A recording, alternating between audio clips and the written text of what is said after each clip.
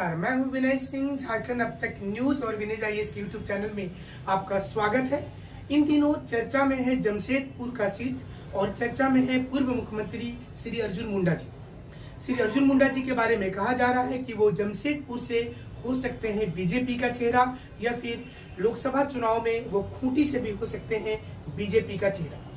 क्या कुछ सच है और क्या बीजेपी ऐसा सोच रही है, आज इसी पर विश्लेषण करेंगे।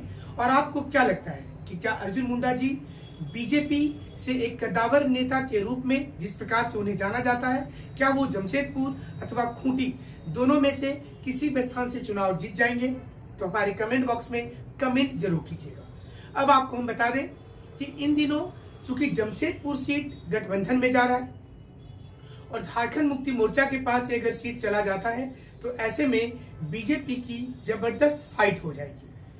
हालांकि विद्युत वरण महतो की अच्छी पकड़ है रूरल एरिया में, लेकिन बीजेपी के आला कमान ये मानते हैं कि अगर अर्जुन मुंडा जी को उतार दिया जाए तो उनकी आदिवासियों के बीच भी एक अच्छी पकड़ है, जनरल कास्ट में भी वे लोकप्रिय हैं और महतो में भी। ऐसे में सारा समीकरण उनसे साथ फिट बैठता है। रूरल एरिया में झारखंड मुक्ति मोर्चा का शुरू से एक पकड़ रहा है। बीजेपी को ऐसा लगता है कि अगर अर्जुन मुंडा जी को इसमें उतार दिया जाएगा तो वो सारी चीजें जेएमएम की जो भी राजनीतिक समीकरण होंगे उसे अर्जुन मुंडा जी जरूर ध्वस्त कर देंगे, और ऐसे में बीजेपी के लिए जमशेदपुर सीट को जीतना आसान हो जाएगा। अब इसके लिए विद्युत वरण महतो को मनाना होगा। वहीं खूंटी में जो कि ट्राइबल एरिया है और वहां पर हाल के दिनों में भी चुनाव के समय अर्जुन मुंडा जी की काफी लोकप्रियता रही थी और वो लगातार वहां पर काम कर रहे थे।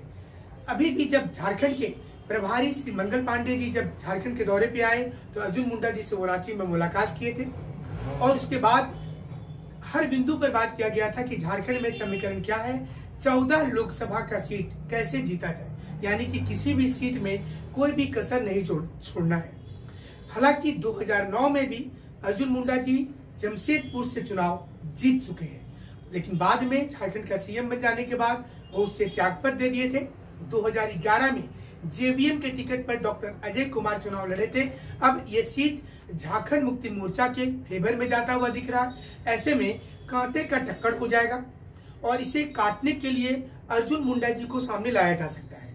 इनके आने से जो आदिवासी मतदाता, चूंकि जनरल कास्ट के जो मतदाता है वो बीजेपी के साथ शुरू से है और इस समय बीजेपी के पक्ष में राष्ट्रीय राजनीति की एक चीज लहर है कि जिसमें राष्ट्रभक्ति एक यूनिटी के रूप में आ गया है। अब रूरल एरिया में अगर ट्राइबल मतदाताओं में जो 4 से 5% शिफ्टिंग की चांस है, अर्जुन मुंडा जी के आ जाने से वो शिफ्टिंग बीजेपी के पास हो जाएगा और इसके बाद बीजेपी के लिए दोनों में से कोई भी सीट को निकालना आसान हो जाएगा। साथ ही साथ जो खास करके आदिवासी और ओबीसी का वोट बैंक है, वो वोट बैंक जो बीजेपी से खिसकने का अनुमान था वो बीजेपी की ओर फिर से स्विंग हो जाएगा और इससे बीजेपी के नेतृत्व को जबरदस्त नुकसान के जगह पर जबरदस्त फायदा हो जाएगा।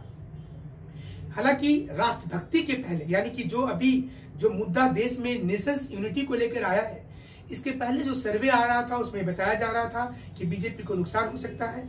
बीजेपी लेकिन अभी बढ़त की ओर है और ऐसे में बीजेपी के लिए अब इजी हो जाएगा किसी भी सीट को निकालना, खासकर जमशेदपुर सीट को, अगर ये सीट जमशेदपुर में अर्जुन मुंडा जी को दिया जाता है। हमारे साथ आप ऐसे ही जुड़े रहिएगा। झारखंड अब तक न्यूज पर झारखंड के 14 लोकसभा सीट का विश्लेषण आपको देखने को मिलेगा आने वाले समय में। हमारे साथ राजनीतिक दिग्गज होंगे और पॉलिटिकल एनालिस्ट होंगे। अगर आपके पास भी कोई मुद्दा है, आप अपने क्षेत्र से भेजना चाहते हैं तो हमारी टीम को आप संपर्क कर सकते हैं। हमारी टीम आपके पास जाएगी और हर सीट पर किस नेता को वरीयता मिलेगा, कितनी वोट प्रतिशत स्विंग हो सकती है और क्या मुद्दे हैं, सारी चीजों के लिए आप देखते रहिएगा झारखंड अब तक न्यूज। हमसे जुड़ने के लिए